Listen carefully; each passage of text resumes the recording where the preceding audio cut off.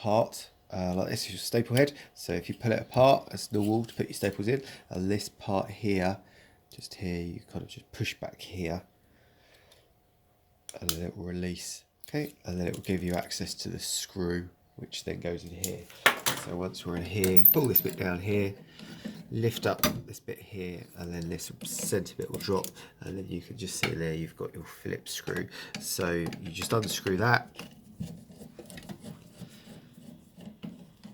and then this part will just pull out here. So this moves up and down, so you can slide it in the position along the shaft. So when you put this part back in again,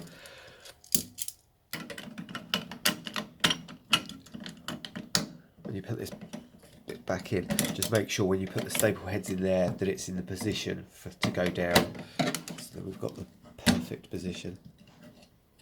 So when you put it back in here, you want it to go actually onto the pusher rather than onto the metal part here. So just make sure that you skew it in the right position. All right, cool. That's it, chap. Cool, yeah.